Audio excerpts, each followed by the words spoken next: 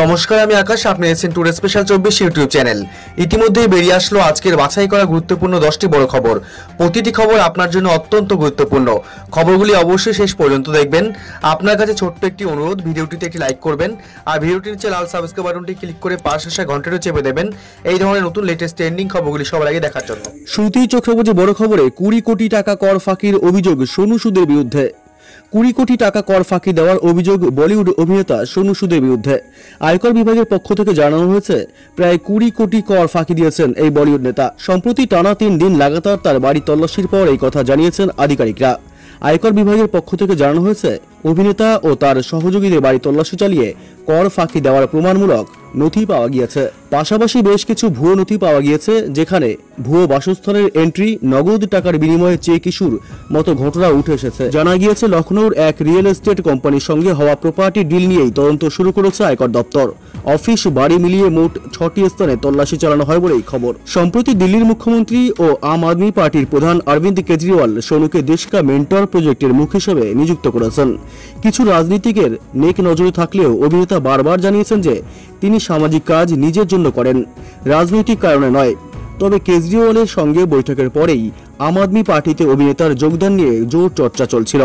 তবে সোনু সংবাদ মাধ্যমকে জানিয়েছেন রাজনীতি নিয়ে আলোচনা হয়নি, এখনো অবধি রাজনীতিতে আসার কথা ভাবছি না। পরবর্তী খবর, তৃণমূল থাকলে আমাদের গায়ে ফোসকা পড়বে না, বিমানের মন্তব্যে ফের জল্পনা তুঙ্গে। পূর্ব মেদিনীপুরের তমলুক জেলা পার্টি অফিসের একটি অনুষ্ঠানে ফের জল্পনামূলক মন্তব্য করে বসলেন বামফ্রন্ট চেয়ারম্যান বিমান বসু। সর্বভারতীয় স্তরে বিজেপিকে ঠেকাতে সমস্ত পার্টির যোগদানের সঙ্গে সঙ্গে যদি তৃণমূল কংগ্রেসও যোগদান করে তাহলে কমিউনিস্ট পার্টির কোনো সমস্যা নেই, এমনটা ইঙ্গিত দিয়েছেন প্রবীণ বাম নেতা। তিনি বলেছেন সর্বভারতীয় ক্ষেত্রে অসংখ্য পার্টি থাকবে, তার মাঝে যদি তৃণমূল থাকে তাহলে আমাদের গায়ে ফোসকা পড়বে না। তবে শুধু একবারই নয়, এর আগেও এইরকম ইঙ্গিতপূর্ণ মন্তব্য করেছেন বামফ্রন্ট চেয়ারম্যান। তিনি এর আগেও বলেছিলেন কাশ্মীর থেকে কন্যাকুমারী, কচ্ছ থেকে কোহিমা পর্যন্ত বিজেপি ছাড়া যে কোনো দলের সঙ্গে কাজ করতে আমরা প্রস্তুত। এরপর আর কিছু বলার আছে? এই মন্তব্যের পর শোরগোল পড়ে গিয়েছিল রাজনীতি মহলে। সিপিআইএম এবং তৃণমূলের চির প্রতিদ্বন্দ্বিতা কি বন্ধুত্বের জোটে পরিবর্তিত হতে চলেছে শেষমেশ? তবে কি রাজনীতিতে চিরশত্রু বলে কিছু হয় না? এই প্রবাদ বাক্য বাস্তবেও প্রমাণিত হতে চলেছে। এই নিয়ে জল্পনা ছিল তুঙ্গে। অন্যদিকে ত্রিপুরায় বাম নেতারা বিজেপির দ্বারা আক্রান্ত হলে বামেদের পাশে দাঁড়িয়েছে তৃণমূল কংগ্রেস। এমনকি আক্রান্ত বাম নেতাদের দেখতেও গিয়েছিলেন তৃণমূল নেতা নেত্রীরা। আবার ত্রিপুরায় তৃণমূল কংগ্রেসের কর্মীরা আক্রান্ত হলে ত্রিপুরার প্রাক্তন মুখ্যমন্ত্রী মানিক সরকার সেই ঘটনার প্রতিবাদ করেন এবং একটি বিবৃতিও প্রকাশ করেন। তবে তিনি তৃণমূল এবং সিপিআইএম এর জোটের জল্পনা উড়িয়ে দিয়ে বলেছিলেন এই জোট কখনোই হবে না। তবে সব দিক থেকে জল্পনা বৃদ্ধি করে সত্যিই শেষে তৃণমূল এবং সিপিআইএম এর নতুন সমীকরণ দেখা যাবে কিনা এটাই দেখার। পরবর্তী গুরুত্বপূর্ণ খবর, শিশুর জ্বর হলে বাড়িতে ফেলে রাখবেন না, সংক্রমণ কিন্তু ফুসফুস এবং মাথায় ছড়িয়ে যাচ্ছে বলছেন চিকিৎসকেরা। করোনা নাকি স্ক্র্যাব টাইফাস নাকি ইনফ্লুয়েঞ্জা, উপসর্গ দেখে বোঝার উপায় নেই কি ধরনের জ্বর, আর তাতেই বাড়ছে জটিলতা, বিভ্রান্তি। শিশুদের মধ্যে হু হু করে বাড়ছে জ্বরের প্রকোপ। চিকিৎসকরা বলছেন এটি মূলত এক ধরনের ফ্লু যা ফুসফুসকে সংক্রমিত করছে। হচ্ছে নিউমোনিয়া, বাড়ছে এনসেফাল্যাপি, অর্থাৎ সংক্রমণ মাথায় চলে যাচ্ছে। আক্রান্ত শিশুদের পরিস্থিতি হয়ে উঠছে ভয়াবহ। করোনা মহামারীর মধ্যেই বাড়ছে জ্বরের আতঙ্ক। সূত্রের দাবি মাত্র 3 দিনেই প্রাণ হারিয়েছেন 6 জন শিশু। কেউ সদ্য 1 মাস পৃথিবীর আলো দেখেছিল, কেউ বা 5 মাস, তারই মধ্যে জ্বর কেড়ে নিল প্রাণ। দার্জিলিং, জলপাইগুড়ি, কোচবিহার, উত্তর দিনাজপুর, মালদহ থেকে কলকাতা জ্বরে আক্রান্ত শিশুদের সংখ্যা লাফিয়ে লাফিয়ে বাড়ছে। চারদিকে আতঙ্ক, উদ্বেগ, হাসপাতালে উপচে পড়ছে ভিড়। শিশুদের মধ্যেই জ্বর থাবা বসিয়েছে পশ্চিমেও। পুরুলিয়া, পশ্চিম বর্ধমানেও আতঙ্ক বাড়াচ্ছে জ্বর। আক্রান্ত শিশুদের পরিস্থিতি হয়ে উঠছে ভয়ঙ্কর। চিকিৎসকরা তাই বারবার বলছেন জ্বর হলে ফেলে না রেখে দ্রুত শিশুকে চিকিৎসকদের কাছে নিয়ে যেতে। ইনস্টিটিউট অফ চাইল্ড হেলথের PICU ইনচার্জ প্রভাস বসুন জানিয়েছেন জ্বর অনেকের হচ্ছে, মুশকিল হলো এই জ্বরের উপসর্গ একেবারে করোনার মতো। বাবা মায়েরা বুঝে উঠতে পারছেন না। স্ক্র্যাব টাইফাস, ইনফ্লুয়েঞ্জা সব ক্ষেত্রেই একই উপসর্গ, তাই চিকিৎসা শুরুতে দেরি হচ্ছে, এর ফলেই বাড়ছে সমস্যা। সংক্রমণ রোগ বিশেষজ্ঞ ডাক্তার কৌশিক চৌধুরী জানিয়েছেন এই জ্বর ইনফ্লুয়েঞ্জার মতোই, কিন্তু একটুও দেরি করা চলবে না, চিকিৎসকদের কাছে নিয়ে আসতে হবে খুবই দ্রুত। এই রোগের উপসর্গ হলো জ্বর, শুকনো কাশির সঙ্গে শ্বাসকষ্ট। কোভিডকালে শিশুদের এই জ্বর নিয়ে চিন্তিত এবং সতর্ক স্বাস্থ্য ভবনও। পরিস্থিতির উপর নজর রাখতে স্বাস্থ্য ভবন একটি বিশেষজ্ঞ কমিটি গঠন করেছে। স্বাস্থ্য দপ্তর জানিয়েছে মূলত ইনফ্লুয়েঞ্জা A, B ও RS ভাইরাসের জেরেই শিশুরা জ্বরে আক্রান্ত হচ্ছে। স্বাস্থ্য সচিব নারায়ণ স্বরূপ নিগম জানিয়েছেন অজানা জ্বর নয়, সার্স বা ইনফ্লুয়েঞ্জা B ও RS ভাইরাস। জলপাইগুড়ি সদর হাসপাতাল কর্তৃপক্ষ জানিয়েছে তাদের ওখানে ভর্তি থাকা 10 জন শিশুর সোয়াব টেস্ট করা হয়। 4 জনের শরীরে মিলেছে ইনফ্লুয়েঞ্জা বি ও 3 জনের ক্ষেত্রে RS ভাইরাস। ইনফ্লুয়েঞ্জা যেহেতু ছোঁয়াচে তাই জ্বরে আক্রান্তদের জন্য পৃথক ওয়ার্ড এবং পেডিয়াট্রিকে বেড বাড়ানোর নির্দেশ দিয়েছে স্বাস্থ্য দপ্তর। পরবর্তী খবর, এক জনও রাজ্য পুলিশ নয়, ভবানীপুরের ভোট সামলাবে শুধু কেন্দ্রীয় বাহিনী।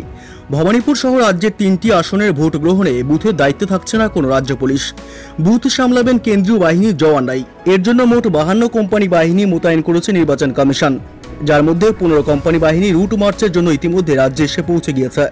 বিধানসভা ভোটে রাজ্যে বিপুল সংখ্যক কেন্দ্রীয় বাহিনী মোতায়েন করেছিল কমিশন। নামমাত্র ছিল রাজ্য পুলিশ। বুথ পরিচালনা থেকে ভোট গ্রহণ এবং গণনা সবেতেই নজরদারি ছিল কেন্দ্রীয় বাহিনীর। এবার ভবানীপুর উপনির্বাচন ও অন্য 2 কেন্দ্রে নির্বাচনেও সেই একই পথ নিচ্ছে কমিশন। রাজ্য মুখ্য নির্বাচনী অফিসের এক আধিকারিক জানিয়েছেন, বিগত ভোটের মতো এই ভোটেও মূল দায়িত্বে থাকবে কেন্দ্রীয় বাহিনী। 3টি কেন্দ্রে প্রায় সব বুথেই থাকবে তারা, অর্থাৎ বলা ভালো 100% কেন্দ্রীয় বাহিনী দিয়েই হবে উপনির্বাচন। কমিশন সূত্রে জানা গিয়েছে, ভবানীপুরের 288টি বুথের জন্য 15টি কোম্পানি, জঙ্গিপুরের 363টি বুথের জন্য 18টি কোম্পানি এবং শামশেরগঞ্জের 329টি বুথের জন্য 19টি কোম্পানি বাহিনী আসবে। শুধু কেন্দ্রীয় বাহিনী নয়, 3টি কেন্দ্রের জন্য 2 জন পুলিশ পর্যবেক্ষক নিয়োগ করা হয়েছে। তার মধ্যে ভবানীপুরের জন্যই থাকছে আলাদা একজন পুলিশ পর্যবেক্ষক। পরবর্তী খবর, সরকারি প্রকল্পকে পাত্তাই দিচ্ছে না প্রাইভেট ব্যাংক, বড় পদক্ষেপের পথে নবান্ন। স্টুডেন্টস ক্রেডিট কার্ডের মতো বড় প্রকল্পের সূচনা করেছে মমতা বন্দ্যোপাধ্যায় সরকার, কিন্তু ইতিমধ্যে অনেক জায়গায় শোনা যাচ্ছে সরকারি প্রকল্পকে মান্যতা দেওয়া হচ্ছে না। বিশেষত প্রাইভেট ব্যাংকগুলিতে এই সমস্ত প্রকল্পের কাজে হয়রানি হচ্ছে সাধারণ মানুষ। সূত্রের খবর, পরিস্থিতি দেখে এবার এই সব ব্যাংকের বিরুদ্ধে বড়সড় পদক্ষেপের কথা ভাবছে নবান্ন। নবান্ন থেকে সমস্ত জেলাশাসককে একটি বার্তা দিয়েছেন মুখ্য সচিব হরিকৃষ্ণ দ্বিবেদী। সেখানে তিনি বলেছেন, রাজ্য সরকারের উন্নয়নমূলক বিভিন্ন প্রকল্পে সাথ দিচ্ছে না বেশিরভাগ বেসরকারি ব্যাংক। স্টুডেন্ট ক্রেডিট কার্ডে শিক্ষা ঋণের সম্প্রসারণ করা হচ্ছে না। সরকারি প্রকল্পকে পাত্তাই দিচ্ছে না প্রাইভেট ব্যাংকরা। এমন যদি চলতে থাকে তবে আগামী দিনে এই সমস্ত ব্যাংকের বিরুদ্ধে পদক্ষেপ করার কথা ভাববে রাজ্য সরকার, জানিয়েছেন মুখ্য সচিব। তিনি বলেছেন, এই সমস্ত বেসরকারি ব্যাংকে সরকারের যত অ্যাকাউন্ট আছে তা সরিয়ে নেওয়া হবে। যে ব্যাংক রাজি থাকবে সরকারি প্রকল্পে সহায়তা করতে তাদের কাছেই অ্যাকাউন্ট স্থানান্তরিত করা হবে।